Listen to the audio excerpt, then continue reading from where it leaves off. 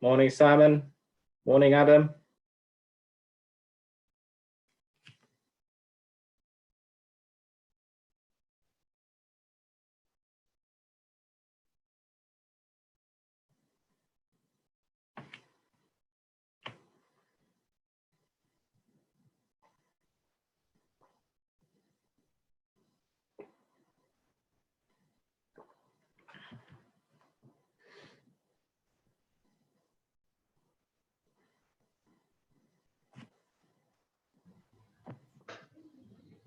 Good morning, Robin.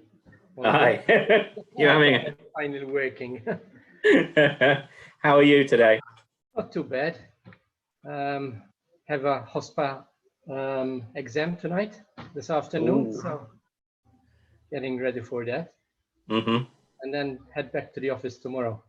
So see what's happening with the bookings. They seem to be picking up here. Yeah. That's in Malta, isn't it? Yeah, Malta. We started off 1st of July. Mm-hmm. And it looks like we might close this month with just over 30% occupancy. Under the circumstances, it's not that. Yeah, I mean, considering that until the 15th, the airport's only open for certain flights. It's not open to all destinations. Hmm. So That's about. that's not bad. But next month it's already picked up to close to 50% occupancy. Mm-hmm. Suppose you don't get much national trade there, do you? Well, we can't have local tourism here. It's too small. No. So we need the external tourism to be coming back to Malta. Mm-hmm. Obviously. We'll see. Do you get many boats, or are the boats not working yet, or? No, cruise liners are not working at the moment. No. No, it's just airlines, and not even all airlines have yet started their regular schedules. So it's still picking up. You know, it's starting off from zero again, and that's what makes it even harder. Yeah. It's interesting times. Yeah. We'll see. Yeah.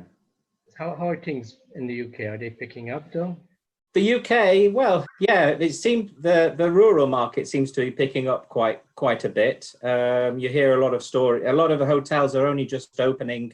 Although it was the 4th of July, there seems to be a slow feed of hotels that are actually opening up, rather than all just jumping on there on the 4th. So Barry's going to do a little sort of like check around within the presentation, within the forum later on. So we'll see where places are at. But yeah, the UK's starting to pick up. That's good.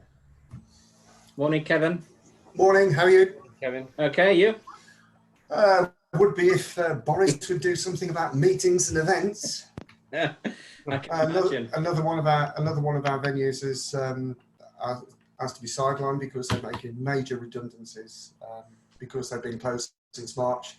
Their revenue's down by 95%, and they're getting rid of about 80% of their staff. So, good grief. So there's more revenue, more of my revenue disappearing down the toilet. Yeah, I can imagine. Yeah, it's difficult times. It's funny this with the meeting, isn't it? I mean, they're also playing around. I mean, the masks thing. They've just popped in today and said, "Oh, right, from the 24th, masks are compulsory." When up until now, it's like everybody else has been using masks, and we've been sort of sat there. But according to mass media, conference news and the likes, they were saying back on the 24th of June that the government did a roadmap to meetings, but absolutely nothing has been done since. And talking to the agents, that now it's got to the stage now where their corporate buyers are lacking in confidence, because if they want to organise something for, say, October, November time, then they need to start planning it now. But because the government have made no commitment, what they're saying is, well, we just scrap it. So the Zimmer and Draculite is on sale. One of the agents has turned around and said, and Barry knows him quite well, Chris Peacock, he said that he's virtually written off 2020 and just hopes he can survive till January. Yep. Yeah.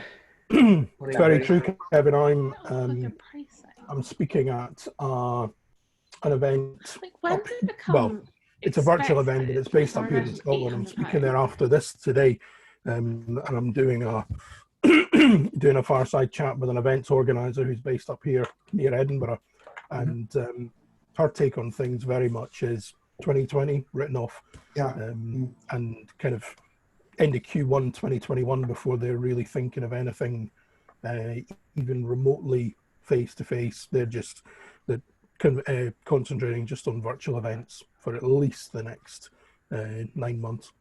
Yeah, Anita Lowe's saying now that all of her large events for 2020 have postponed or cancelled, and she can't see those coming back till at least Q2, possibly Q3 of 2021. Before they start doing anything significant. She feels that there is a need and there's a hunger to do some of the smaller meetings, the team meetings, the board meetings, etc., because Zoom just doesn't really cut it on the long term. It's okay as a short-term solution, but no. And the other frustrating thing is that we're being urged by the HBAA and the MIA and all of the other representative bodies to write to our MPs, but half the MPs can't be asked to respond to your pleas, which I find really frustrating since I voted for them in the first place. Have you got any contact with UK Hospitality, because they seem to be the only people who are actually getting the government anything around here? Yeah, is that Kate Nichol? Yeah. Yeah. Through the MIA and HBAA, and I follow her on Twitter and LinkedIn and the like. So yeah, she seems to be doing some really good work. She did come across with some slightly ambiguous comments about when the government was saying about venues, hotels opening and weddings for up to 30 people. She didn't say directly, but a lot of people took it that, well, hey, hotels, we've got a meeting room, we can have 30 people in there, but actually we can't. So she had to backtrack slightly on that. And, yeah. It's a shame. Considering the situation with the schools, it's a shame they just didn't turn around and talk about hiring out school meeting rooms to the schools to just fill that gap that was there. But they just don't seem to be very ideas minded at the moment. It's chasing their tail. Morning, Luke. Morning, Ian. Morning, Mark. Morning, Roy. Morning. Morning. How are we all today? Yeah, not bad. Tired. I had 3 little arrivals last night. Sorry? I had 3 little furry arrivals last night. So yeah, so having to play dad at the moment.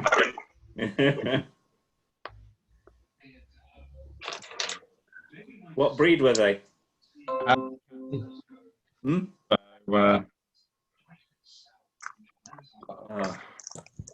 Sounds a bit bad today, Luke. You're cutting up on us a lot. Is that any better if I stop the video? Well, yeah. Yes. Yeah, no, we had three kittens arrive last night unexpected. So yeah, so it's playing dad. So were they totally unexpected? No, they were expected just last night, basically. So we unfortunately still had a couple of weeks to go, and then all of a sudden things happened, and yeah, as they say, the rest is history. Morning, Sean. Morning. Lee. How are we all? Morning. Are you well? Yeah, we're plodding along. The weather's not so good these days, is it? Where are you? I'm in Bristol. Well, A bit dull. Not too bad. I'm in Harrogate. It's not too bad here today. Yeah. Everybody always goes, "Oh." It's actually rare for Harrogate, isn't it? I love Harrogate. Beautiful I town. trained in Harrogate when I was first started with Trust House 40. Nice. When was that? Oh, many years ago now. I can't recall. I believe the answer to that question is a gentleman never tell. Yeah. Actually, one of the Hey, when venues. Trust House 40 still was Trust House 40, put it that way. Well, that dates it anyway, Robert. Yeah, it does, doesn't it? Just. We can use BC again before COVID now. Yeah, that's true. Yes. But Lee, we work with Yorkshire Event Centre and Pavilions in Harrogate. Great team, love them there. Yep. What do you do with them? We're doing sales representation and working with the agents for them. So, Okay.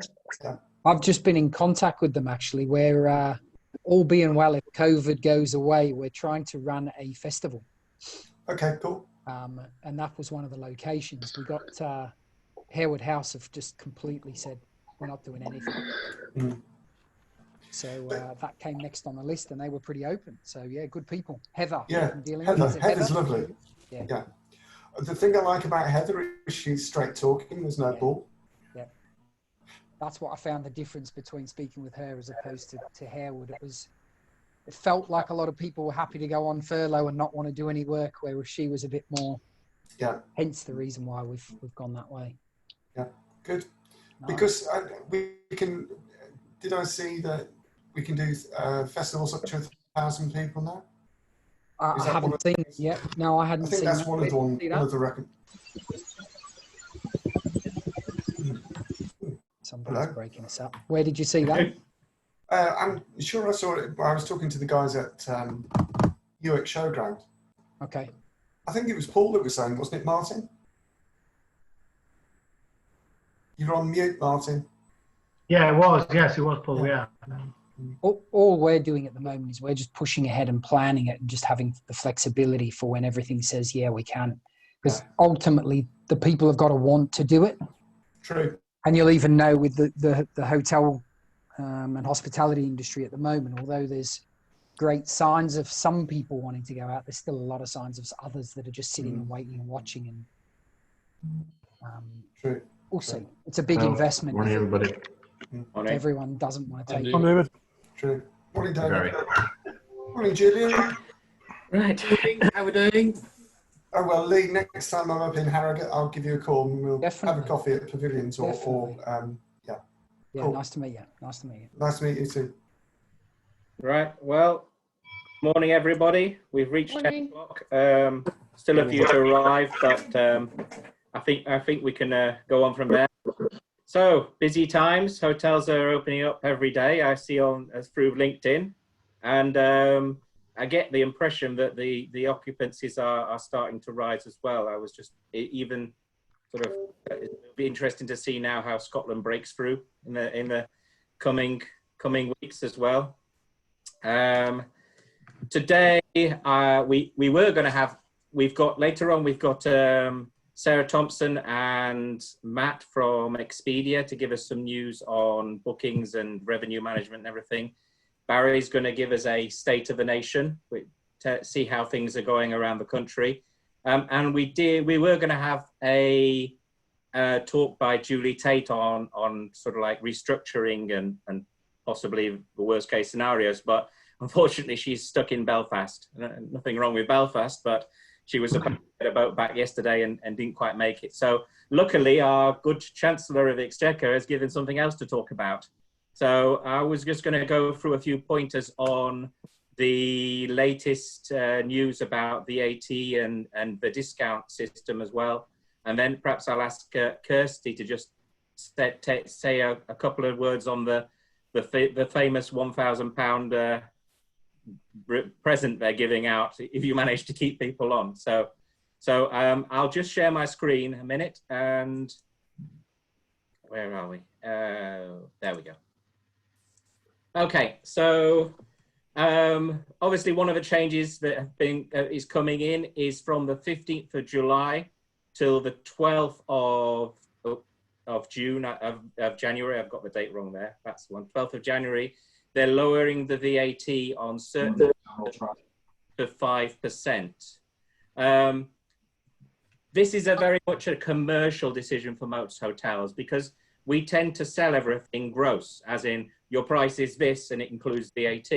So it's almost a case of how you want to appear to your clients as to whether you do reduce your prices or whether you take the extra 15% as extra profit.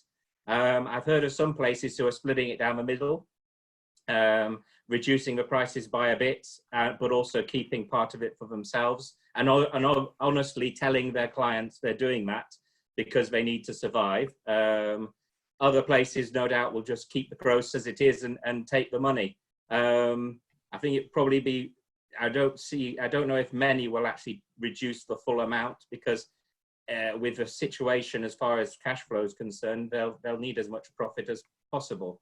The items which are affected are accommodation, food, and non-alcoholic beverages, which is an interesting one, because that's going to cause quite a few headaches for people who've got POS systems and PMS systems, based on the fact that the VAT register usually comes from whatever you put in your PMS, and that is driven by the codes, which each code has its own VAT, which probably means most PMSs are going to have an extra code for non-alcoholic beverages on lunch and dinner for each hotel, for each restaurant they've got, to be able to process that information correctly.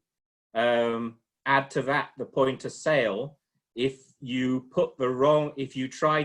mix the VAT codes in the categories in the point of sale and in the PMS, you could end up with a big headache as far as balancing is concerned. So interesting times. Make sure you're in contact with whoever's handling your point of sale and PMS, and the two of them are talking to each other clearly. In worst case scenario, one possibility is to classify your non-alcoholic beverages as food. So they'll go through to the PMS at 5%, and then just do a journal of all your non-alcoholic beverages you've sold during the day back into the beverage side on the accounting side. So that way you don't have to worry so much about the VAT scenarios, but at least you're getting the information going through correctly. So anyway, so obviously make sure in your accountancy system you've added the extra codes, and that your system is capable of controlling that for your VAT returns. VAT on deposits received will be payable, obviously, it always is payable at the point of receiving the payment, and that should be handled automatically by your system. The tricky thing is that if you're receiving bookings during that period for after the 12th of January, you have to make sure, A, that you've got your prices set to include VAT at 20% after the 12th of January, or you'll have a headache when your system takes off the 20% VAT and you've sold it at a lower price.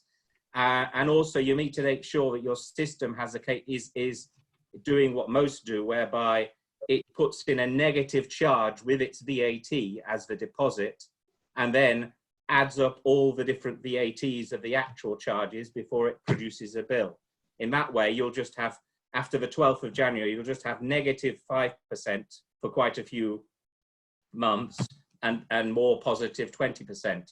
So they're all things you need to sort of take into account to make sure that your systems will work correctly, and that you're selling at the right prices, so you don't do yourself any harm. The other, just a minute. There we go. The other one they brought out is obviously the 50% discount.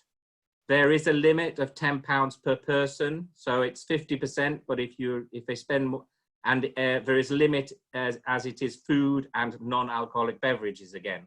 So you may need to make sure that if your point of sale system can't do that automatically, that your staff know clearly what they're supposed to be allowing off and what they're not supposed to be allowing off, or what they're it is specifically for eat-in only.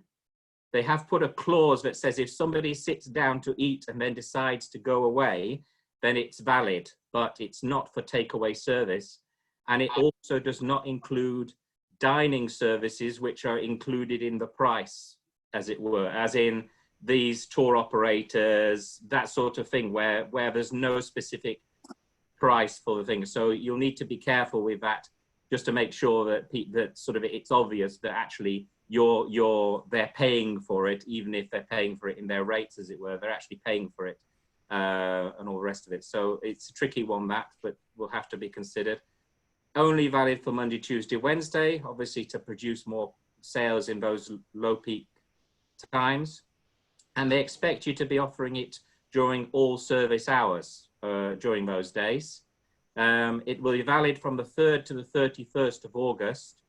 And the most important thing you need to bear in mind with this, it is not really a discount. The government is paying you for these amounts, which means they expect you to put it through your system as sales with VAT on it. And then they are paying that bill for you. So you need to work out some way of transferring that discount to a ledger where then you can claim it off the government and pay off that ledger, but with VAT on top of those amounts. So it's not going to be easy for some people to sort of handle that sort of the way it works, but it is important that you bear that in mind. It's similar to the old furlough scheme where they paid you the amount of money you needed to pay back the PAYE.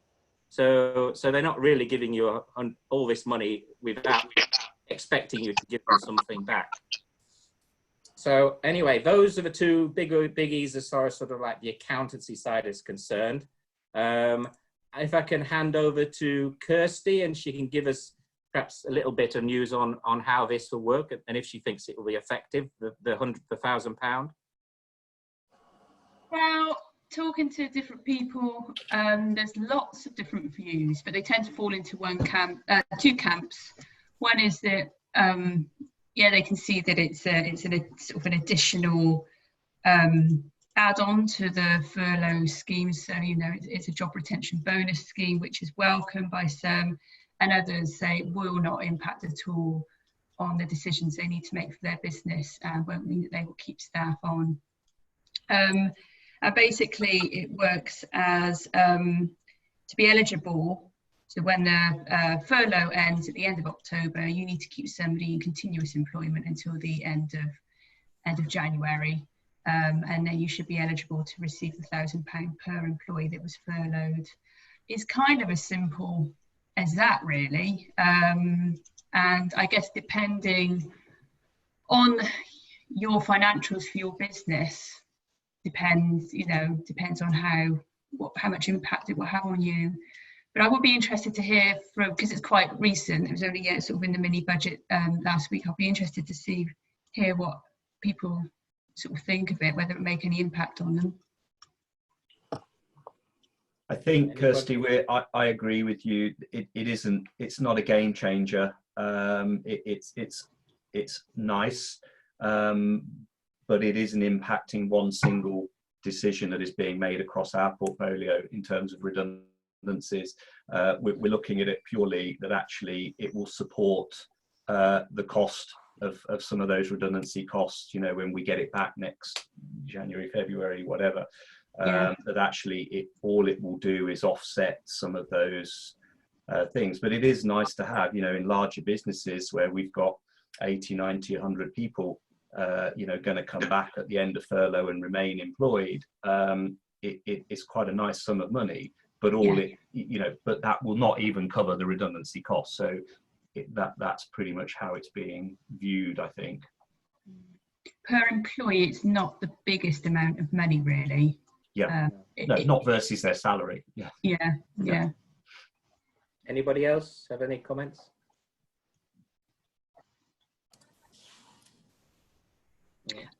Robin, I know Julie couldn't turn up today, but later on, if you just give me a few minutes, I could say a few words about restructuring and redundancy if you want me to.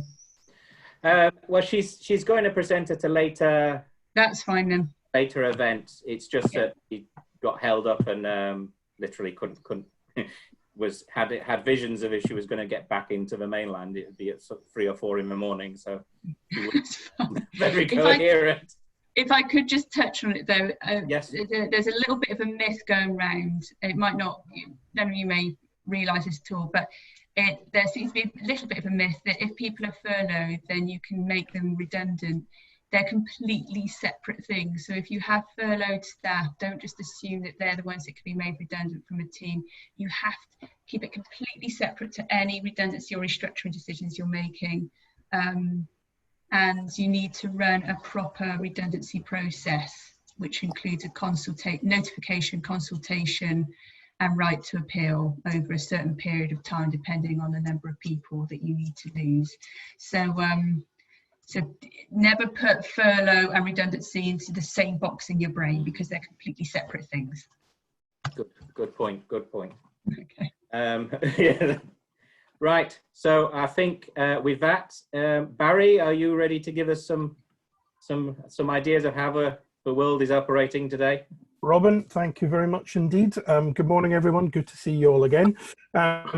Just for the next couple of minutes, really just want to round up activities over the last couple of weeks, the significant changes that have occurred, and there's been quite a few. And as we touched on 2 weeks ago, it's fair to say that the 4 home nations really are taking different routes on the same journey to hopefully reach the same destination.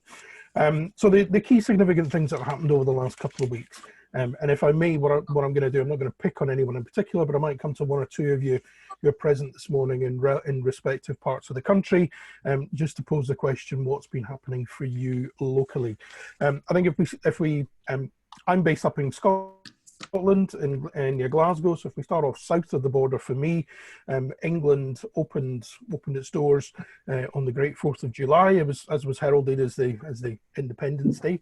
They love to grab headlines for the Westminster government, don't they? We saw a whole host of different headlines and different stories.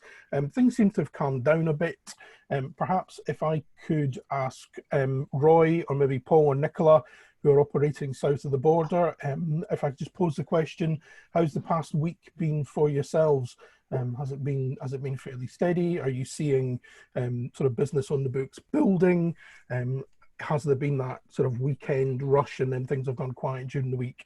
Paul, Nicola, I see you've unmuted there. How's it been for you?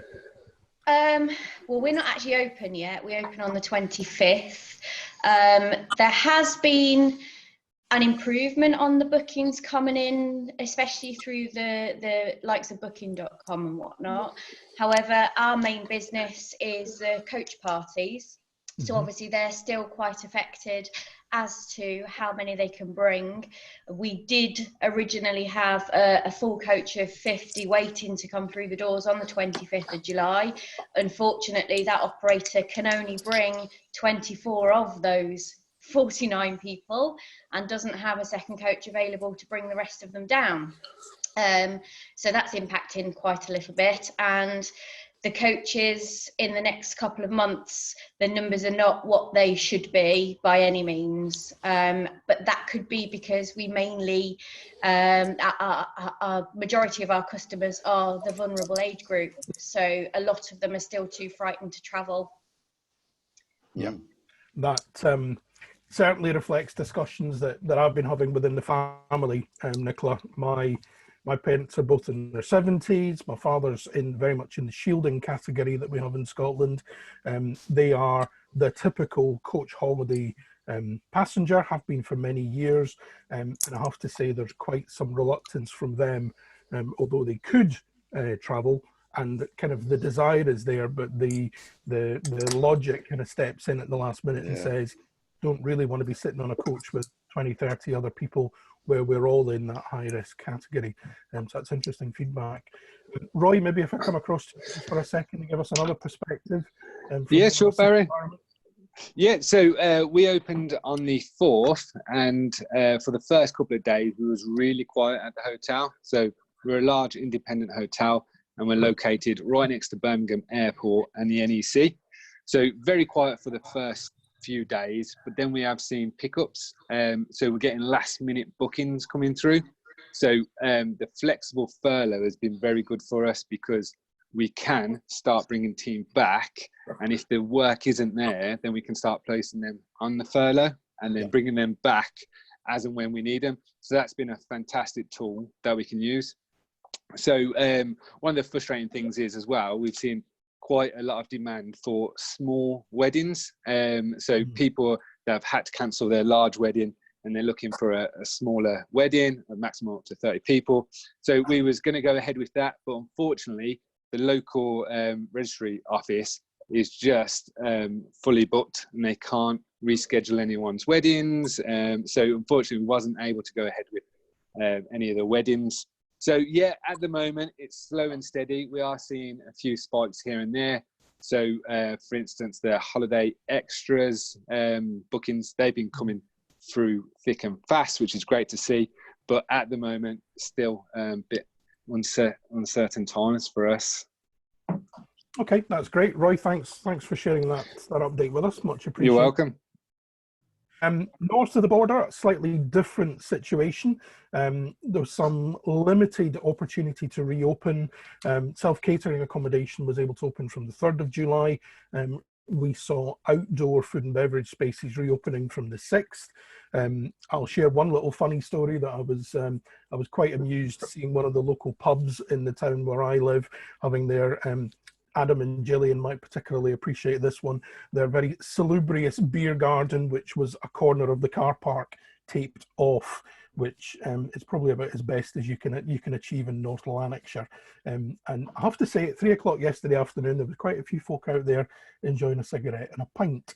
The big day for operators north of the border is tomorrow. From tomorrow, our indoor food and beverage, restaurants, hotel restaurants and accommodation providers can reopen the accommodation space as of tomorrow. I was hoping that Christian from Crieff Hydro was going to be with us this morning. He was booked on as they opened their self-catering accommodation back on the 3rd, but I don't think he's been able to join us. So maybe if I could jump over to Adam, who's joining us from McDonald Hotels. Adam, maybe you could just give a very quick word on how things are developing with the hotels in the Central Belt ahead of tomorrow's reopening.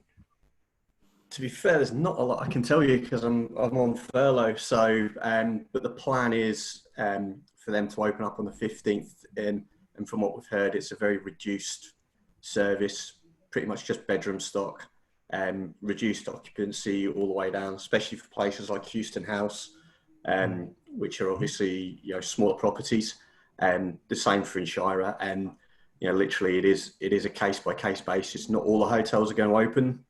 Some may actually stay closed for past the date until the occupancy and the demand's there for it to come through. But they have been speaking to colleagues and stuff. They have received kind of increases in bookings, but then again there's been a big drive. I mean, you've probably seen yourself, Barry, the STV adverts and the press play campaign, which has been playing throughout kind of the last couple of weeks to build up to that 15th, and the discount for kind of 30% stays and all that side of it. So there is some positive stuff, but I think at the moment it's still everyone is still very hesitant, especially with older properties and kind of places like Houston, which is a listed building, so it does make the social distancing and those kind of areas a little bit more challenging. So small restaurants upstairs, kind of small bar areas, so they'll probably be utilising the conference space to actually kind of facilitate any kind of breakfast or anything like that, just from the point of safety and social distancing, really. Yeah, it's that flexibility which it's challenging for all operators to figure out quite how they can achieve it. I guess one of the most significant announcements north of the border came last week with the announcement that we can now move to, in certain circumstances and where operators are able to comply with control measures, we can move to 1 metre social distancing, whereas in Scotland 2 metres is still very much still the standard. That's still the default position.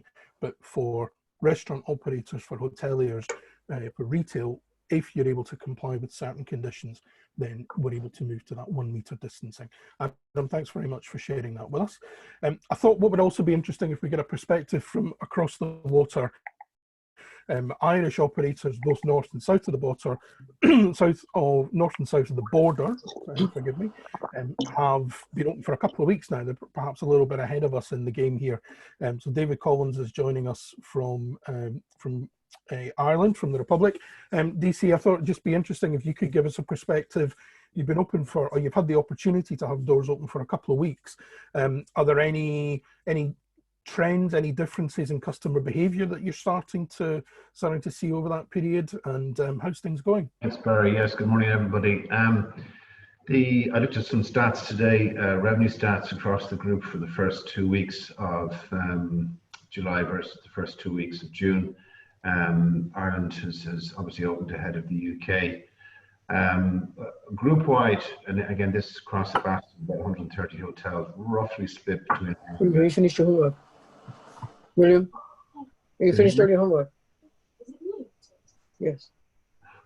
Roughly split between the UK and Ireland, slightly more in the UK. So far, this month to date, July versus June, we're 11% ahead in terms of gross revenue. So we're pacing ahead of June. That momentum, however, has slowed down somewhat, which reflects perhaps to some extent a restriction on availability, but also I think a natural peaking in terms of demand as people begin to look towards the end of August, beginning of September. So there was certainly a mad rush to get people's holidays booked. People are on holiday now. I'll come to the customer experience in a second. But just briefly, while I'm on numbers for our UK hotels, again, comparing the same period, there's definitely been a similar increase as we saw in Ireland in the first 2 weeks. Currently, revenues from UK hotels in terms of booked revenues are increasing at the rate of 250% currently versus the same period in June, which is a massive increase. But again, that'll be short-lived. That'll begin to peak and stabilize, and then we expect it to begin to decline around about the end of July, the start of August, which again reflects the domestic demand typically, which is leisure, family short breaks. We hope that corporate will begin to kick in then from the end of August, beginning of September. My concern, however, is that looking forward beyond in September and October, we haven't seen any significant increases in demand. We're expecting that, for example, Irish hotels will end up with an average occupancy for the year of 23% versus 73% for 2019. So quite a cataclysmic collapse in demand. In terms of the user experience, you're right, we're a little bit ahead of yourselves in terms of the curve. My own experience has been that it's a pretty soulless experience from a consumer guest point of view. I'd remind people that hotels are not hospitals, that we need to balance care and attention and hygiene, etc., for both our guests and our staff with that, experience. I would suggest that based on the experience of people we're speaking to, the additional cost of, for example, PPE, additional staff, cleaning, etc., and also the fact that most properties can only operate at a 50% occupancy means that it's simply not sustainable. And there's a little bit of rearranging the deck chairs on the Titanic about all of this, to be honest. I think I agree with Sean there. I think a lot of this is cosmetic. It's not substantial. I'd be a lot more reassured if somebody took a decision to offer hotels what I referred to previously as hibernation grants, and just said, look, just close, we'll pay you to remain closed. Obviously that has an impact in terms of redundancies and continuation of the furlough scheme. But the fact is that in Ireland, for example, it's expected that about 200 out of approximately 150 hotels will close, and most will not reopen. And that's again a cataclysmic collapse of our hotel industry, whatever about the wider tourism business.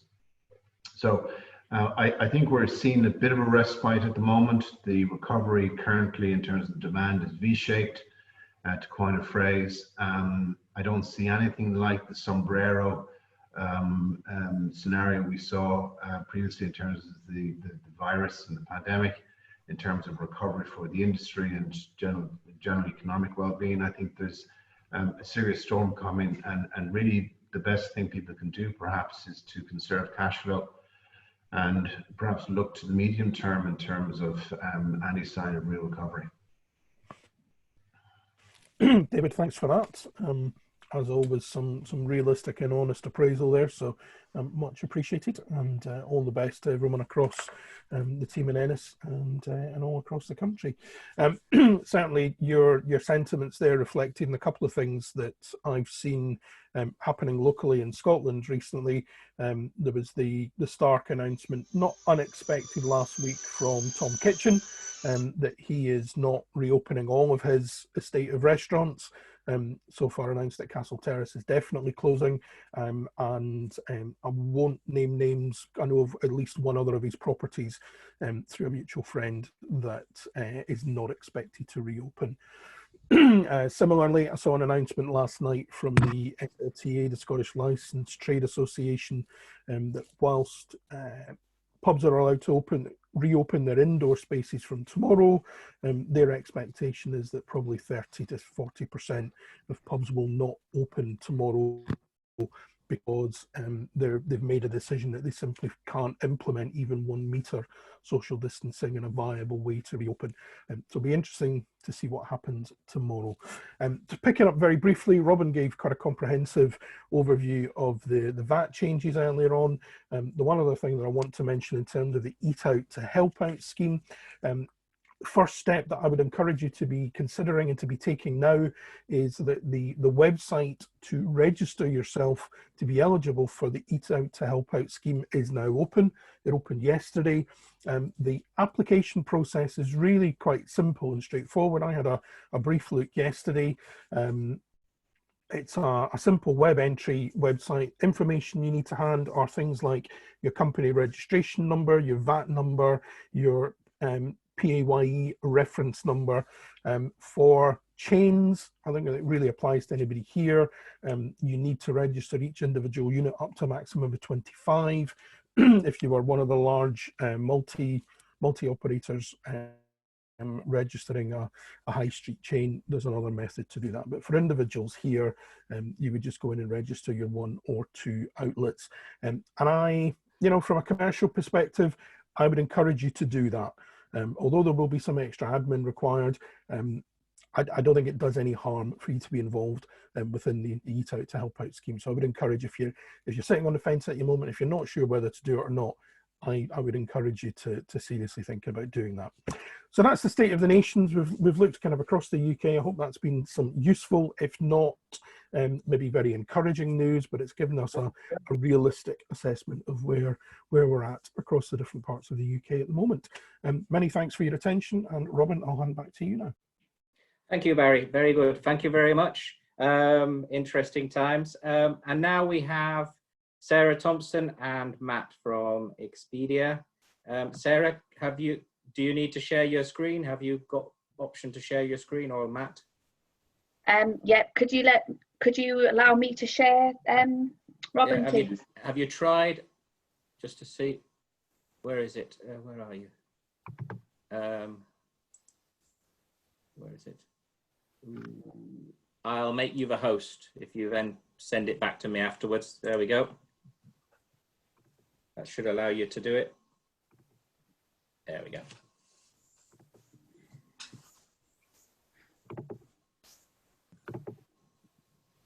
Great. Morning, everyone. Myself and Matthew Quinn from Expedia are just going to run through some market trends and some revenue management tips this morning. So just a quick intro. I'll let Matt introduce himself. He's on the line somewhere. Matt? Thanks, Sarah, and thank you everyone for having me along today. As Sarah said, my name is Matthew Quinn. I'm the market manager for Expedia, who predominantly looks after the Highlands with a focus on Aberdeen and Inverness. So I can see a few of my partners online here today. So hello, everybody. Thanks, Matt. And as Robin said, my name is Sarah Thompson. I'm a revenue management consultant based down in Durham, just in the northeast of England. And the company is Octopus Revenue. So we're going to just look at some market trends, which Matt is going to kindly share from Expedia. And then I'll just look through some revenue management priorities for hotels, or certainly things that we've been working on over the last few weeks and across the course of this week. So over to Matt for the first couple of slides. Perfect. Thank you, Sarah. Yes, so again, thank you very much for having me along today, guys. What Sarah asked me to do was to try and have a look at how almost the state of tourism is within Scotland and how businesses can prepare for the return of tourism. So I've been doing these webinars maybe now for the past month with different DMOs in Scotland and trying to give a picture and reassurances similar to what you guys have been doing, just to show that there is confidence returning in the market and how we are sitting within that picture. Obviously, we're a couple of weeks behind people south of the border, but there's some stats that will show in this presentation to show hopefully give some confidence back to you all that business will return hopefully very, very shortly. Next slide, please, Sarah. So I also need to move my video of myself here to the other screen. So what we've got here is just showing what I wanted to display was when we've had both the announcements and the unofficial announcement within the industry, regardless of where it is, there's been an organic boost in the booking patterns that come from this. So this is some data that we pulled a number of weeks ago, just showing the impact when the virus had hit Spain and Spain was starting to come out of the situation. You can see that there's been an uplift from the unofficial announcement to the announcement date in terms of bookings for hotels during that period. So you can see here a 3 times over increase in the hotel bookings against other kind of quarantined areas. So again, it's just reinforcing that feeling that we're all seeing, that people are keen to travel again. They are keen to get moving. We've all been stuck in our homes for the last 4 or 5 months now. And it's just all about trying to get people with their confidence to get back out into travel patterns. Next slide, please, Sarah. Another one that's been a bit, well, everything's been really badly hit, but obviously the airlines as well. We've seen a similar pattern in Italy when this also happened. So back on the 16th of May, when they actually had their announcement day, their ticket sales increased 3 times over for their border reopening, removal of mandatory quarantine details, overall standards for that period. So again, just showing that when we've seen an uplift, or when this has been announced, we have seen an uplift. And Sarah, if you can click over to the next slide, the picture is probably the one you've all been waiting for, is the picture of Scotland against the UK. So what I've got here is a pretty depressing picture. In April, you can see here, so this actually goes back to March. So the red lines moving down the way, that was cancellations. The blue line is bookings, and on the far side you can see grey bars, that's net room nights at that time. So what we had seen obviously with force majeure and lockdown procedures right across Europe and within the UK, we were obviously hindered by being able to accept travel at this point. So for the vast amount of bookings that we had in the books already at that period, we had seen a number of cancellations coming through. However, from both the announcement dates of the 22nd of July for England, 22nd of June, sorry, and the 15th of June for Scotland, when Fergus Ewing made his announcement that the industries will open on the 4th of July in England and the 15th of July of Scotland, you can see here patterns of how that started to shift. So for the UK at the bottom, which is England, including Wales, you can see that the booking pattern starting to pick up as we've seen more relaxing of measures and legislation for reopening for the businesses. So what I wanted to display with this was, yes, it has been a struggle and it still continues to be, but as of the announcement dates, we have started to see a shift in those bookings. And as you can see from the 4th of July for the UK, it's really starting to ramp up where confidence is returning to businesses for travellers to get back out into markets. Next slide, please, Sarah. And just to give you a bit of a market overview, trying to find something that was kind of similar products to look at. We've got the Highlands here and the Lake District. So really just enforcing that point again about the 3-week gap and when the announcements will allow for for opening. So you can see here the Highlands a little bit slower, but it is starting to pick up quite well now. So all set for opening again tomorrow. And then similar picture with the lakes, although they've had a few weeks ahead of us, you can start to see the traction really starting to building overall with the bookings and room rate production at that point. So again, you know, it has been tough, but we are starting to get to the other side of this. Next slide, please, Sarah. So a couple of common themes which we've seen across the markets, which I wanted to share with you. So the three kind of main things that we've seen happening over the last couple of weeks here is, first of all, the death of the non-refundable rate. Carry on here, sir, please. Sorry, we've seen the death of the non-refundable rate plan. So 95% of the reservations that we've received recently over the last 4 or 5 months have been on a flexible rate plan. I think if you think of it from a consumer point of view, if you can book something that has a 7-day cancellation, a 24-hour cancellation, you know, it's obviously what the customer is going to see as the most viable option for them. So if you can look at a flexible rate plan during this point, it's something that will certainly help. In terms of cleanliness assurances, as you'd imagine, I'm sure you've all discussed this prior, this has been huge for us. It's either been a bigger driver than price. You know, so the safety aspects is actually something that's has a higher conversion of driving at the moment until this point. So we've updated our Expedia Partner Central pages for you to include all this information. Sorry, is there someone able to mute themselves when they're typing? Sorry. Yeah, is somebody's got not on mute. I'm not sure who it. There we go. Sorry, thank you. Manager.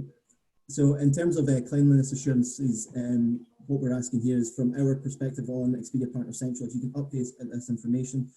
This is giving assurances to customers when they're booking, but also for reassurances for things like your staff to show that you have got PPE available for your consumers as well as your staff, that you're cleaning high-touch surfaces, and you're implementing the right protocols for moving forward with this. What you can also do within Expedia Partner Central is you can include both your messaging within the system like this as well, but on guest relations you can send pre-messages, so when a customer books you can make them aware of what protocols you're putting in place to reinforce the measures you're taking.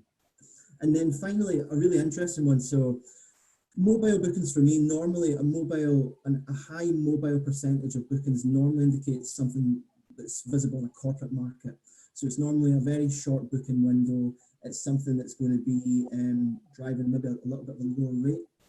However, that's not really been the case recently. So we've seen a massive boost in mobile bookings for both Scotland and England. The figure here is shown for the Highlands at 32%. England's sitting at about 37% as well for bookings within June. So what does that tell us? It's not telling us there's a dramatic drop in rate. What I think it's telling us more than anything is people sitting in their homes, you know, waiting to travel again. It's the searching for a good opportunity for them to travel to destinations such as Scotland or within England to start their staycation process. You know, obviously we have been hindered for our international holiday this year. So the staycation boom is hopefully taking place via these devices. And then I think next and final slide from me, Sarah. Thank you.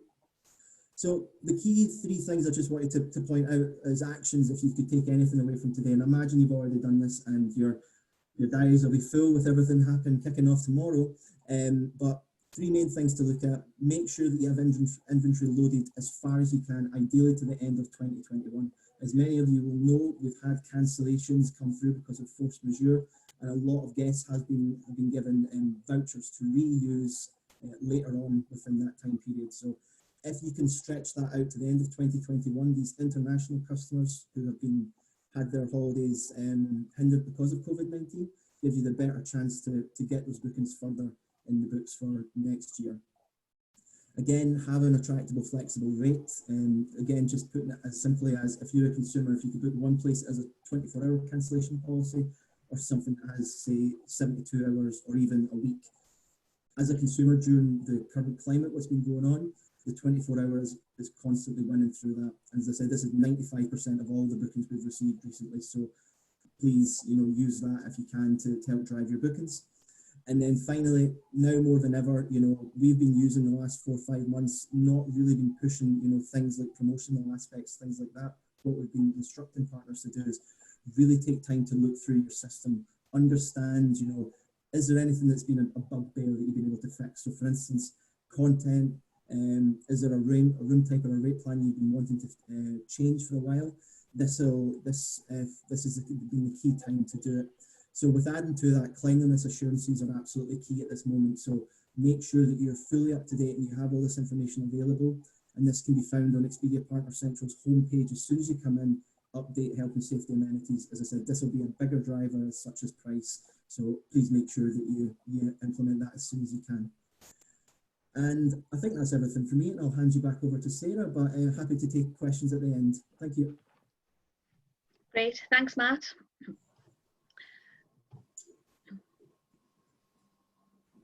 Okay, just to jump on to short-term revenue management priorities. I mean, I know revenue management isn't everybody's cup of tea, so I've kept it brief and 10 sort of short slides.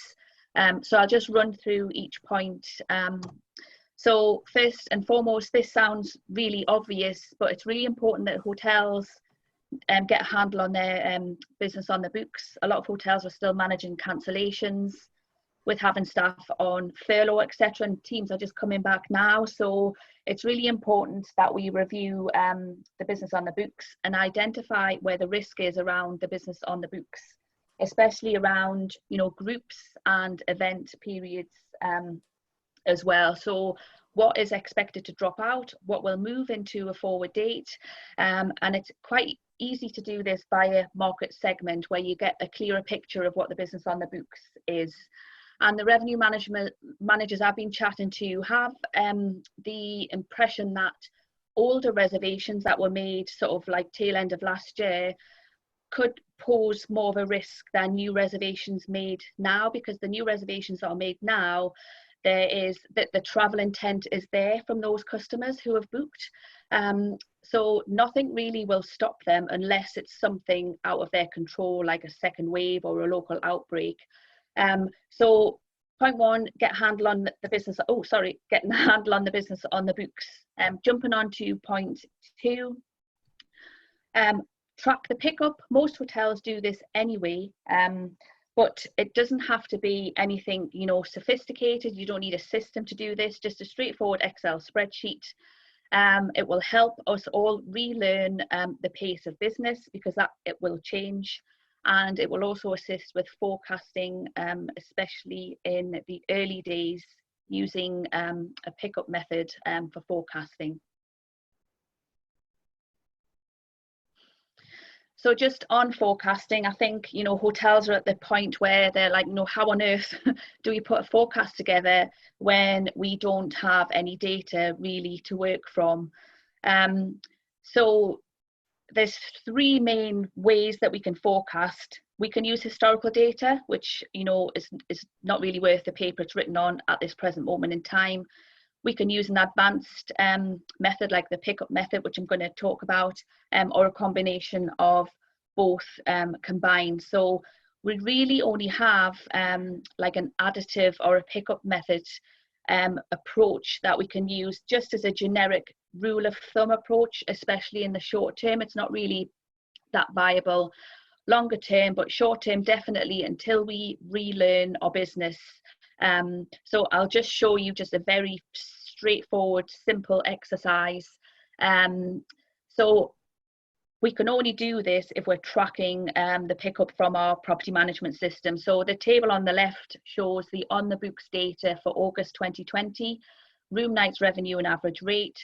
So every day we have taken the data from the property management system. So on the 7th of July, for August, we had 250 rooms sold, 37.2k, average rate 149, and so on. We've done that every day. So a very simple and straightforward method for hotels to use in the short term is just just a basic calculation. So you would take your week's worth of data for August, deduct the difference from the 13th to the 7th to work out the total pickup, divide it by the number of days to get an average room night pickup per day, and then calculate how many days left we've got now between now, the 13th of July, to the end of August. and just use that rule of thumb approach to try and get a projected room night volume for August at this moment in time.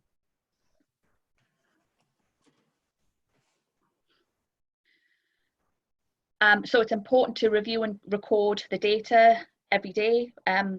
So you need to get into a routine, once you reopen, or, hotels prior to reopening have been recording the pickup.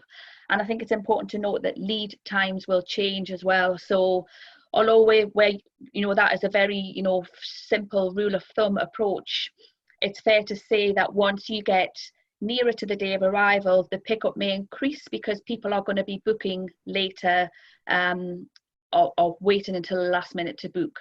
So that pickup method could actually be like, maybe, I don't know, used as like a bit of a, worst case scenario, and then we would like to think that the pickup may increase as we get nearer to day of arrival.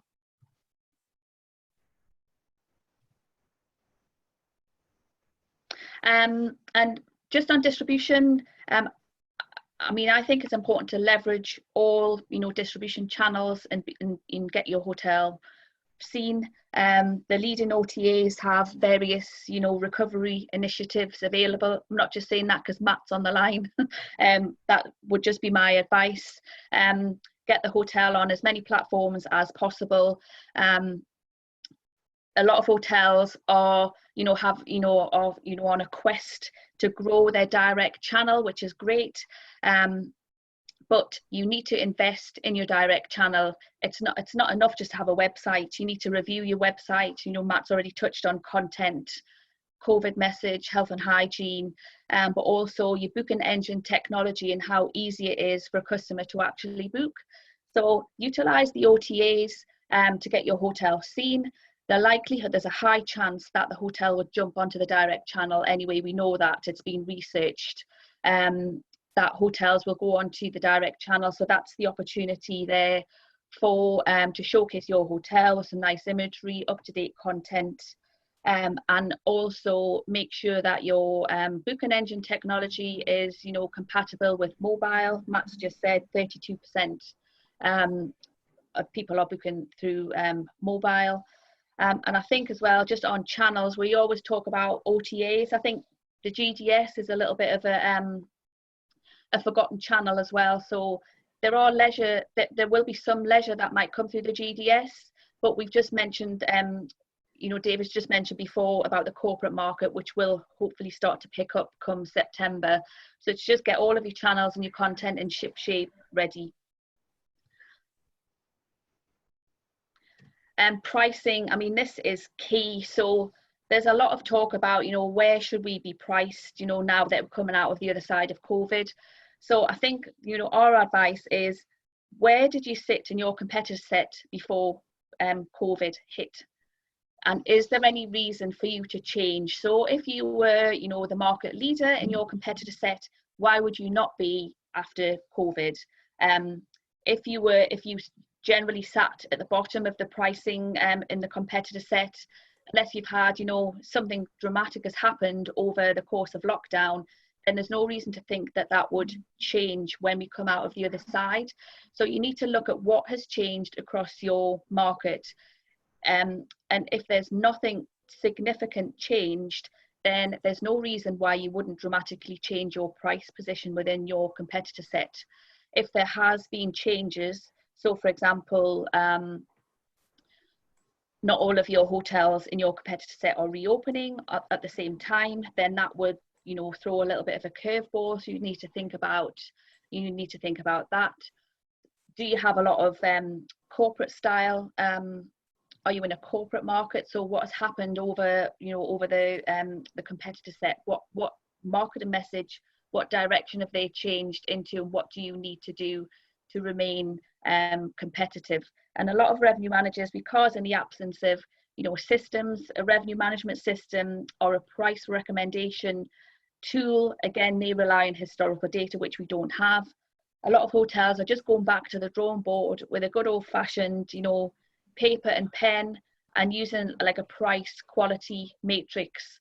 So here they would look at key attributes of what is important. So again, you need to look at this with a fresh pair of eyes, because what was important before might not necessarily be as significant now. So you would look at the key attributes, what a customer would find important for your hotel. So where before it might have been, you know, leisure facilities, now it's not going to be as significant, obviously, if they're not open. So things that might be important to a customer would be on-site car parking, you know, health and hygiene processes, what is available on site to do room service, food options, restaurant, etc. So what we would do, we would just plot those criteria on a matrix, just to show basically your price versus the quality or the attributes that your hotel is offering. And I've got, if anybody wants to run through that out with a call, I can send them the document. It's quite a straightforward document to complete, just to show you where your price, where your hotel is positioned within a composite.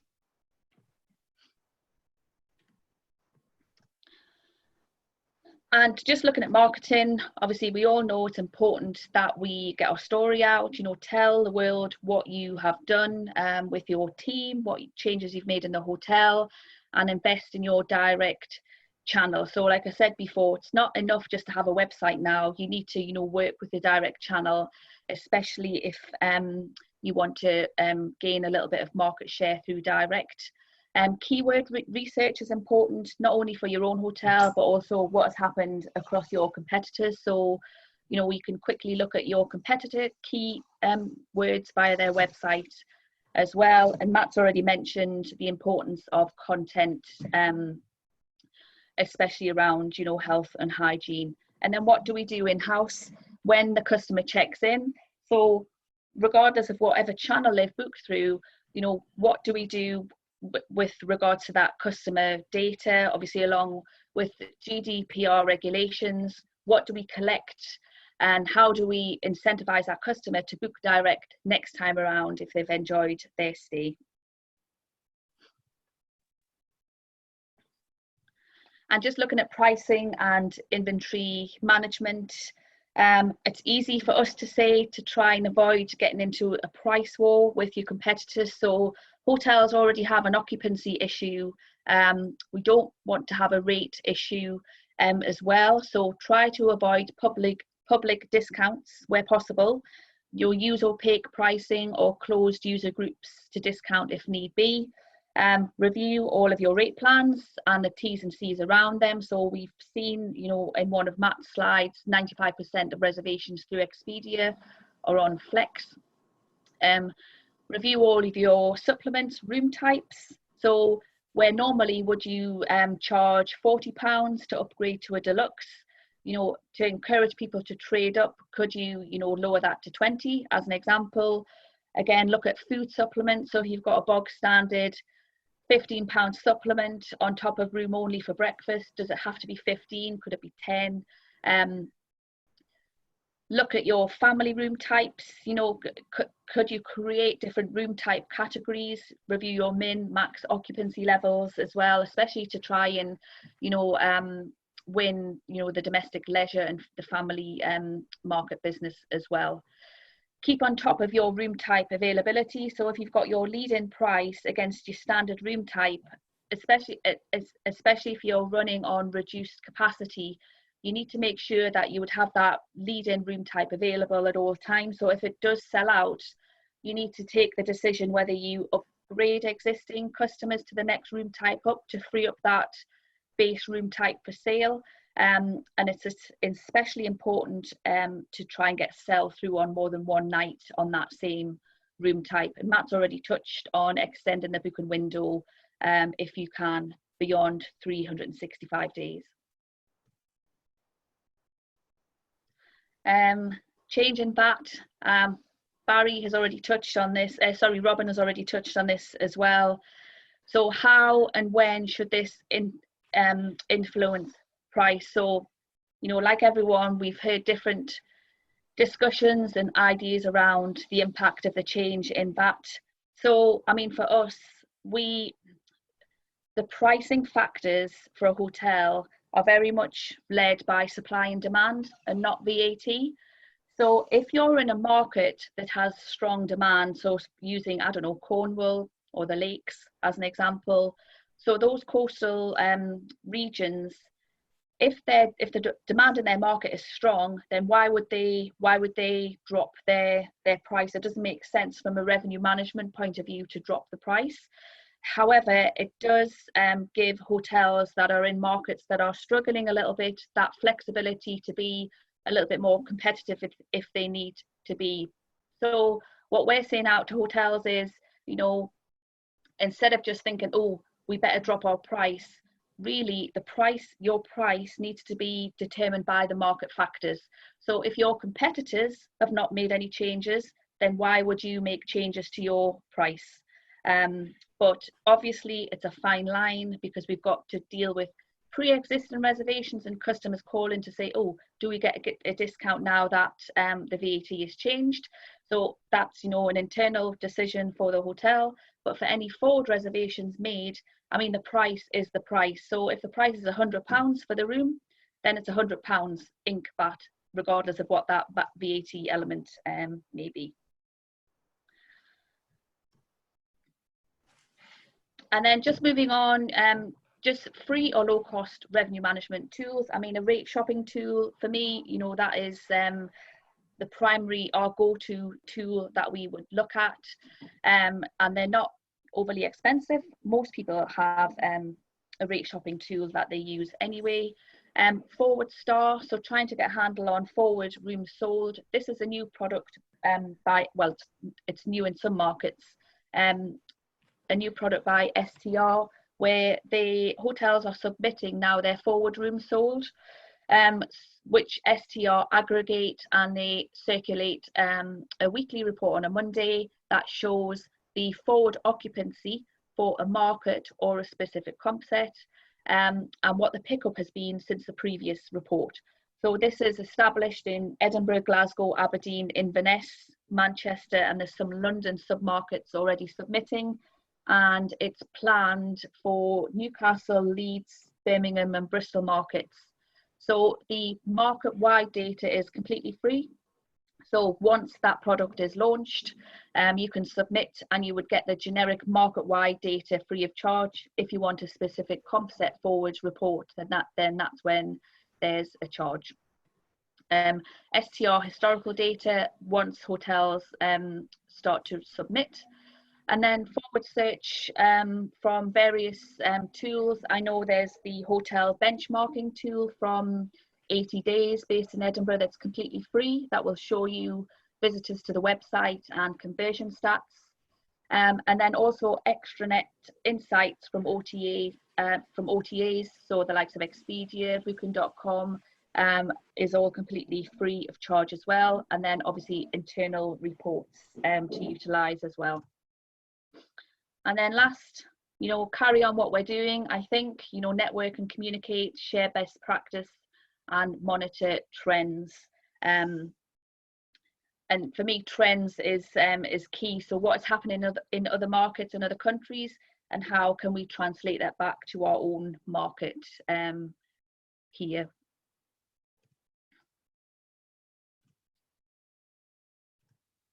And that's it. Thank you for listening. If anybody has any questions, or if anybody wants any information, then I'm more than happy to help. Thank you very much, Sarah and Matt. Matt, I've got one question from Julian asking if there's any information between commercial and leisure, and also if there's a clear sign of much discounting going on in the market at the moment. Yes, so to answer the first question about the corporate leisure split, it varies between market, Robin, at the moment. So what we're seeing is, so for instance, Aberdeen is still seeing quite a lot of room nights coming through, and has seen for the last few weeks and months, because of the Essential Traveller platform that was made available for them. However, at the moment, not being able to break it down as such, but we are seeing a significant raise, as you can see, a rise in bookings across the platforms there. I haven't been able to break that down as such to see where it is coming from. But as I said, in other markets, we know there's already strong, say, essential or corporate travel within that element currently at the moment. In terms of discounting, not heavily. We haven't really seen a lot. Obviously, we have to be careful how we talk about, you know, pricing. But overall, there's not been a great deal. Anything that we've discussed with partners has been what we call fenced environments. So either things that is done through the package path, where someone books flights and car hire and accommodation, or say member pricing. So never anything really with the public element. The only other thing we've discussed in terms of promotional aspects is, because at the time we were unsure about what the impact was going to be about how long a room had to be dormant before the next guest checked in, we were looking at longer length of stays, so promoting 2, 3, 4, even 5 nights to boost that staycation element for people to stay longer.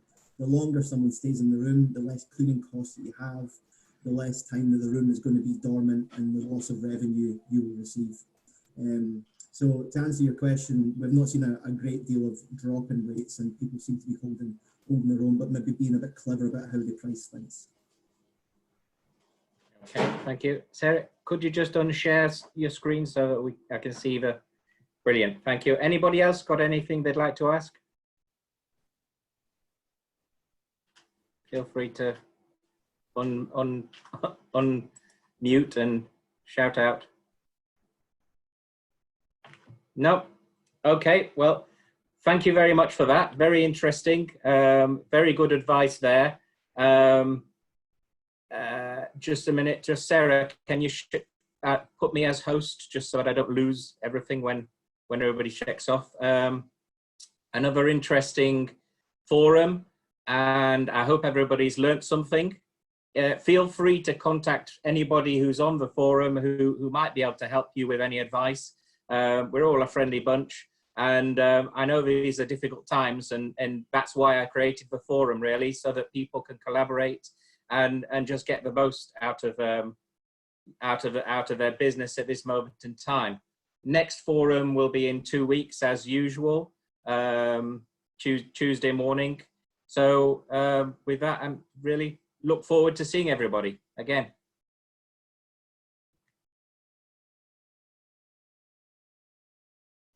Great, thanks, Robin. All right.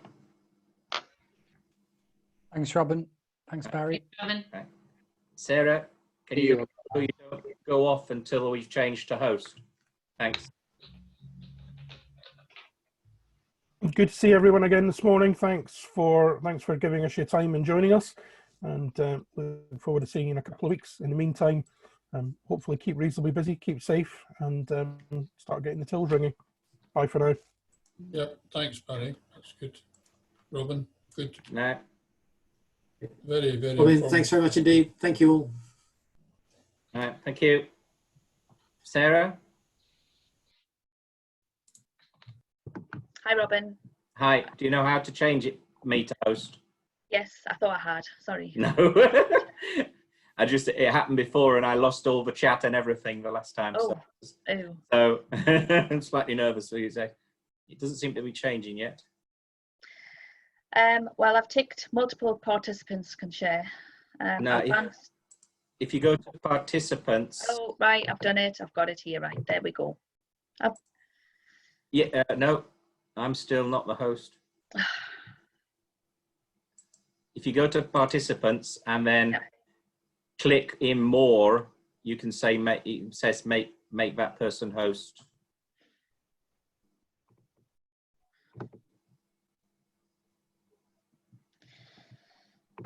Who can share? Only the host. That's yourself. Yeah, but no. If you click on the participants at the bottom, yeah, it comes up at the side with participants, and if you click at the side, if you click on me, or hover over me, there's an option for more. Done it. That's it. There we go. Thank you, and thank you very much for the presentation. I think that's all right.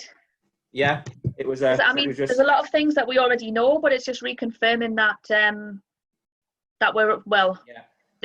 Some things have evolved and some things haven't. We're just waiting. It's a timing thing more than anything, isn't it? So yeah. And it was good. It was good about the sort of like for them restarting their forecasting and those techniques and everything, because it is a case of learning from scratch now.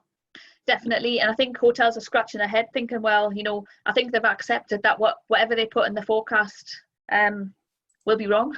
So, you know, how you need to start somewhere, don't you? And you need to start, and then you can only do that by doing a rough rule of thumb, and then it will evolve over time as as we move through the weeks. The weeks to come, but no, that was good. Hope everyone got something out of it. So yeah, I think so. Yeah, no, it was very good, and thanks to Matt. He's disappeared now, but thanks to Matt. Yeah. I'm going to give him a call just now. So yeah, okay. Yeah, brilliant. Thank you very much. Good stuff. All right. Take care. And Goodbye. you. Bye.